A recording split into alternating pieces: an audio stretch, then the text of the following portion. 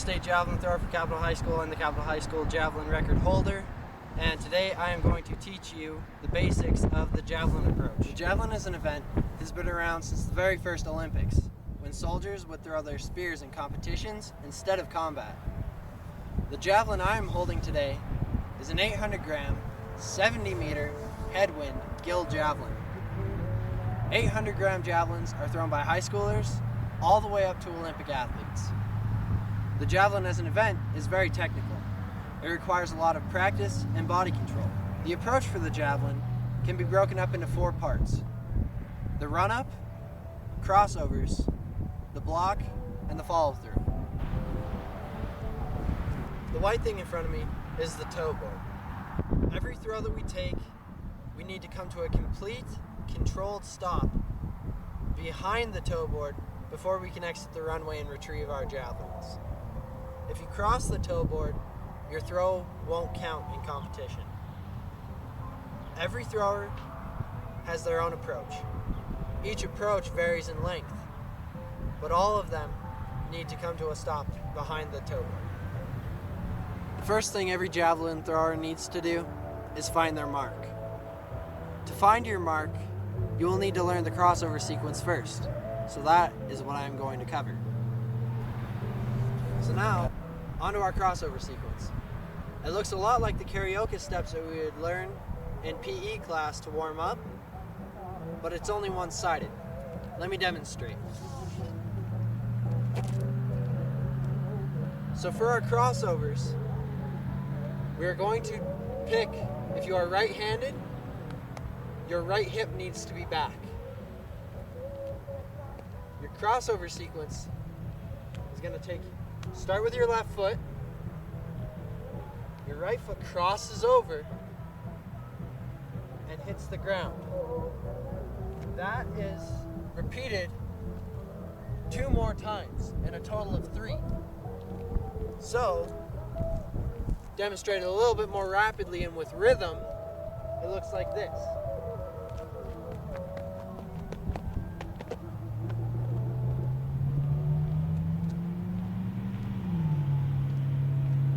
So one more time. Start with your left, cross over to your right, land, left, right. Your back hip foot is always crossing over in front, and you are leaving the ground off of your front leg.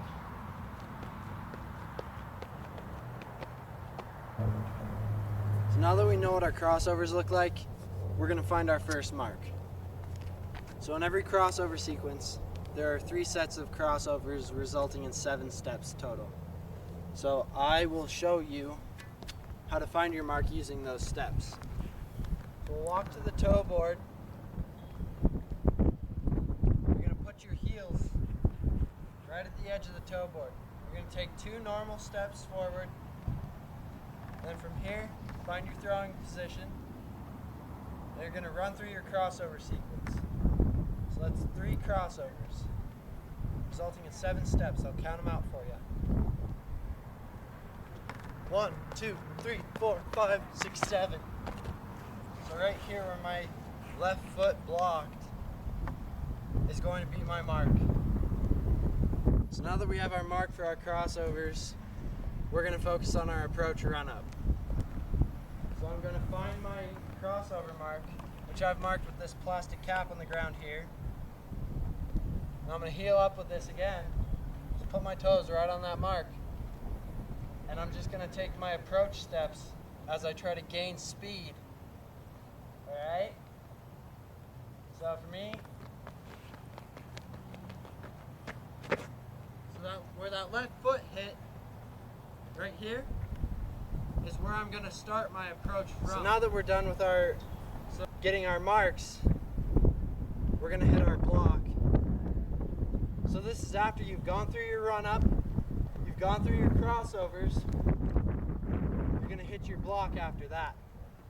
So your block is on your final crossover when you are going to throw. So you hit your 1, 2, 3 crossovers, and when that 3rd crossover goes, you hit this back foot twist and push off into a stiff left leg as a right-handed thrower, like this. And that, when you run down the runway and hit that hard, that's what's going to cause your arm to move forward and throw the javelin. Alright, so when you hit your block, at the same time you hit your block, your hips are going to twist, your shoulders are going to stay separated. So my shoulders are pointing toward the camera while my hips are open to the camera. Then after you hit your block, everything twists through. You're pulling your block arm, which is your left arm if you're a right-handed thrower, out 90 degrees here, and your elbow snaps over the top here through your throw. So now it's time to talk about follow-through. With our follow-through, all we're doing is we're hitting our block down here, several feet away from the toe board, and our follow-through's only purpose is to save us from falling over that toe board. Follow-through can look any different way, but after you hit that block and you come through and release high, you're coming forward still, because that's where the energy of your throw is going.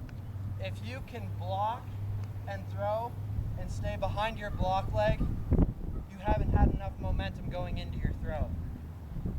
So, let's watch a full throw and see how it looks.